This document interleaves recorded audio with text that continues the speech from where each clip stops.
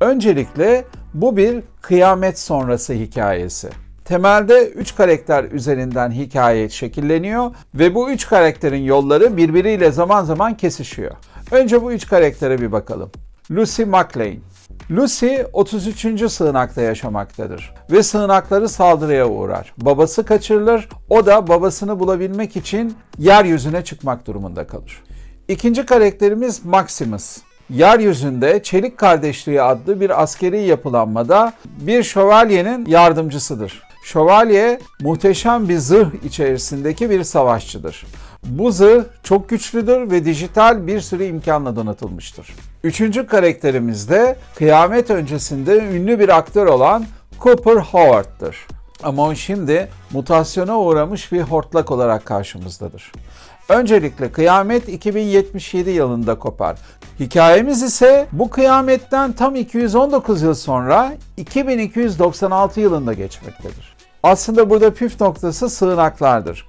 Sığınaklarda mükemmel insan toplulukları yetişmiştir ve görünürde yukarıdaki bütün kötülüklerden arınmışlardır. Aslında yukarıya çıkmak bir sığınak sakini için felaket demektir. Bu aslında uzun bir yol hikayesidir ve uğranılan duraklarda çok çeşitli tehlikeler, ilginç sürprizler kahramanlarımızı beklemektedir. Bu arada günümüzle kurulan paralellik de çok önemli. Aslında kıyametin neden koptuğu, daha doğrusu nükleer silahların neden ateşlendiği çok önemli bir bağlantı noktası günümüzle. Lucy McLean'i İngiliz oyuncu Ella Purnell oynuyor. Yine başka bir genç oyuncu Erin Moten da Maximus rolünde. Hortlağı ise çok deneyimli bir oyuncu Walton Goggins canlandırıyor. İçeriğinin sadece eğlendiren bir aksiyon olduğunu düşünmeyin. Son derece iyi dramatik çatışmalarda kurulmuş. Dolayısıyla bu diziden her seyirci zevk alır.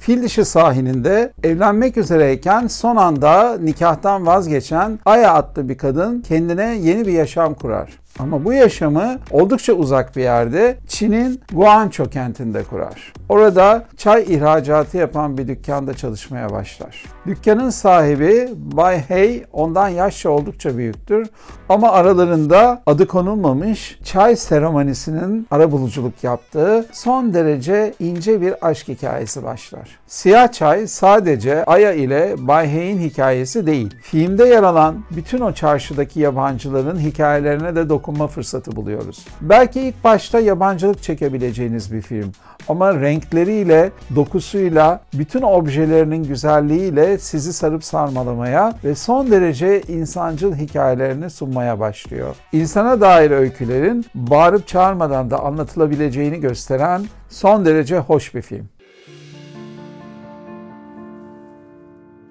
我未婚夫在结婚的头一天背叛了我。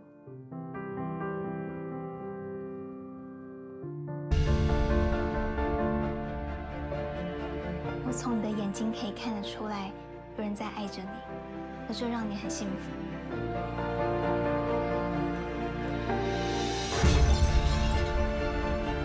接下来要跟你说的话，从来没有跟任何人说过。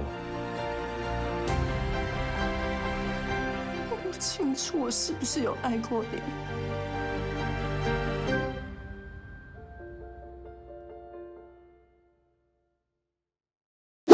Son yıllarda korku filmlerinde çok moda olan bir üçlü var. Bir rahibe karakteri, mekan olarak manastır ve olay olarak da kötücül bir hamilelik süreci. Rahibe Cecilia, Amerika'dan teklif alarak İtalya kırsalında bir manastıra gelir. Burada Cecilia'ya bir görev yüklenir. Olay bu. Ve bu görevin organizatörü de Rahip Sal Tedeschi'dir. En büyük koz, afişte de gördüğünüz üzere oyuncumuz Sydney Sweeney. Rahip Sal Tedeschi rolünde de Alvaro Morte var. Film, birçok korku filminin pazarlamasında olduğu gibi iddialı değil. Ama yer yer çok etkili olduğunu söyleyebilirim.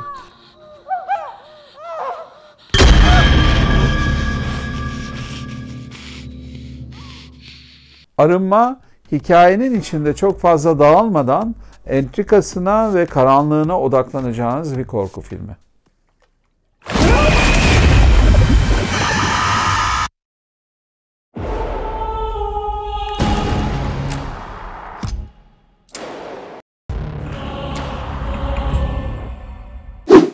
Fikriye genç ve güzel bir kadın. Henüz daha göremediği eşi savaşta ölünce dul kalır. Annesi tarafından yeniden evlendirilir ve evlendiği kocasının hayaletiyle ünlü kötü şöhretli köşküne taşınır. Cadı filmi, Fikriye'nin köşke taşındıktan sonra bu hayaletin sırrının peşine düşmesi üzerine kurulu. Eşi Naşit Nefi Efendi'nin ilk karısı ölmüştür ve ondan 2 çocuğu vardır. Dedikodular hayaletin ilk karısı olduğu yönündedir. Eserin uyarlandığı roman Hüseyin Rahmi Gürpınar'a ait. Cadı ile ilk uzun metrajlı filmini çekmiş olan yönetmen Erman Bostan da uyarlamada oldukça başarılı olmuş bana göre. Şunun altını özellikle çizmek isterim.